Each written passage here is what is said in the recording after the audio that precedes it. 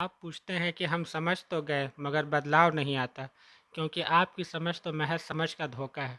ये ठीक वैसा ही है जैसे आप किसी बिल्डिंग का मालिक गाली गलौज करता है और आप जा कर के वॉचमैन को समझा करके आ जाते हैं और वो कहता है ठीक, मेरी समझ में आ गया।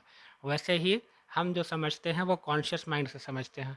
सबकॉन्शियस माइंड तक अगर बात चली जाए तो काम हो जाए, और सबकॉन्शियस माइंड तक बात को पहुंचाने का सिर्फ एक ही तरीका है, रिपीट करना, यानी कि दोहराना। इसलिए जो लोग सबकॉन्शियस माइंड पर काम करते हैं वो सिवाय दोहराने के और कुछ नहीं करते हैं।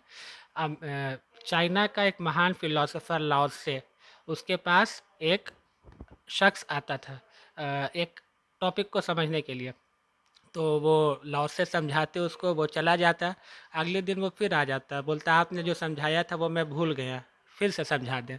लाओ से उसको फिर से समझाते, फिर से समझ के वो चला जाता। अगले दिन वो फिर आता, कहता है कि मैं भूल गया, फिर से समझा दें। लॉस से उसको फिर से समझाते। एक दिन उसका लॉसे का जो असिस्टेंट था वो चिढ़ गया, बोला तू रोज़ रोज़ आता रहता है और मेरे गुरुजी रोज़ रोज़ समझाते रहते हैं। अगर तू ज़िंदगी भर भी आता रहा तो मेरे गुरुजी तुझे ज़िंदगी भर भी समझाते रहेंगे। इसलिए तू अब निकल जा, अब तू यहाँ दोबारा मत आना।